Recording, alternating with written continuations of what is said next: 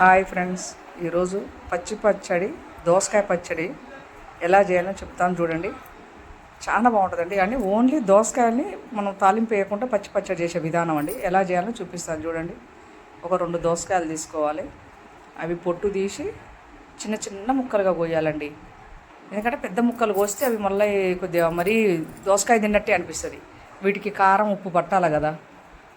ఇప్పుడు ఒక 20 పచ్చిమిర్చి తీసుకోవాలండి. ఎందుకంటే ఇప్పుడు దోసకాయ పులుపు పల్లీలు వేస్తున్నాం, అందులో కొద్దిగా చింతపండు వేస్తాం కాబట్టి పచ్చిమిర్చి కొద్దిగా ఎక్కువనే పడతాయి. 20 పచ్చిమిర్చి తీసుకోవాలి. ఇప్పుడు పచ్చిమిర్చిని పక్కా పెట్టి కొన్ని పల్లీలు వేపాలి. ఫస్ట్ స్టవ్ మీద ఒక చటాక్ పల్లీలు మస్తు, కానీ పల్లీలు ఎక్కువ తినాలి అనుకున్న వాళ్ళు 100 గ్రాములు కూడా వేసుకోవచ్చు. ఇప్పుడు పచ్చిమిర్చి కరివేపాకు వేపుతున్న చూడు. ఎందుకంటే పచ్చి వాసన రాకుండా ఉండాలి. మనం అది ఆల్రౌండ్ దోసకాయలు పచ్చియే కదా, ఇది కూడా పచ్చి వాసన వస్తే అంత రుచి అనిపించదు అన్నట్టు. ఇవి మనం ఇందులో కొద్దిగా ఆయిల్ వేసి వేపుతాం కదా, బాగుంటుంది అన్నట్టు. ఆయిల్ వేసి కొద్దిగా జీలకర్ర వేసి కరివేపాకు వేసి చిన్న మంట మీద వేపాలి.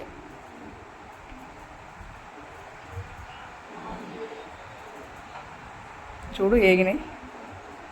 ఇప్పుడు లైట్గా ఉప్పు వేద్దాం, ఒక స్పూన్ జీలకర్ర వేద్దాం,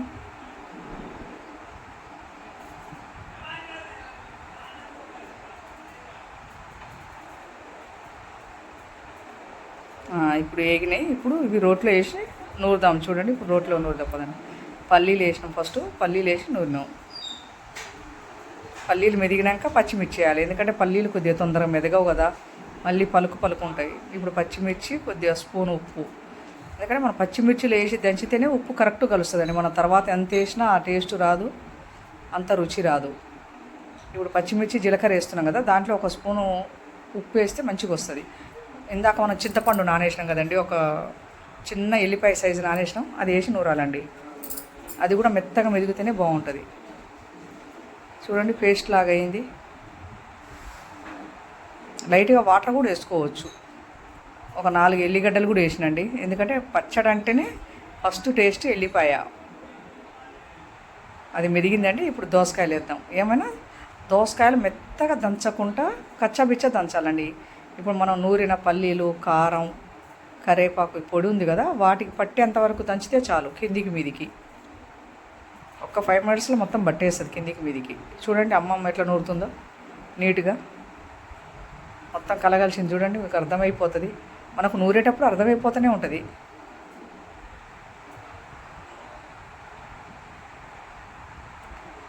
ఇప్పుడు పోపు వేద్దామండి. ఒక గిన్నెలోకి ఇది ఎత్తేసుకొని పోపు వేసుకుందాం. అసలు ఎంత టేస్ట్ ఉంటుంది అంటే, ఈ మధ్యకాలాన మా తెలంగాణలో ఏ పెళ్ళిళ్ళైనా, ఏ ఫంక్షన్స్ అయినా, ఇప్పుడు ఆఖరికి వినాయక చవితి అప్పుడు కూడా అండి మనం భోజనాలు పెడతాం. వినాయక చవితి అప్పుడు కూడా అన్నదానం, అందులో కూడా ఇది స్పెషల్ అండి. చాలా బాగా పెడతారు. ఇప్పుడు మా తెలంగాణలో ఇది చాలా స్పెషల్. ఇక ఆంధ్ర వెండి అంటే మనకు తెలియదు, కానీ తెలంగాణ అంటే అస్సలు పచ్చి దోసకాయ పచ్చడి అంటే దాని స్పెషలే వేరు. ఇప్పుడు పోపు వేద్దాం చూడండి. 50 గ్రాముల ఆయిల్ వేద్దాం, 4 ఒట్టిమిరపకాయలు వేద్దాం. ఎంత ఒట్టిమిర్చి చేసుకుంటే అంత టేస్ట్ వస్తుందండి. ఎందుకంటే అవి కలర్గా ఉంటాయి, మంచిగా నూనెలో మగ్గుతాయి కదా, టేస్ట్ బాగుంటుంది. ఇప్పుడు పోపు గింజలు వేద్దామండి. ఆవాలు, జీలకర్ర, మినప్పప్పు, శనగపప్పు ఉంటుంది కదండి, అవి వేద్దాం ఒక స్పూను. ఇప్పుడు ఒక 4 వెల్లుల్లి రెబ్బలు వేద్దాం. మనం అందులో నూరినా కానీ తాలింపులు వేస్తే ఆ టేస్టే వేరు.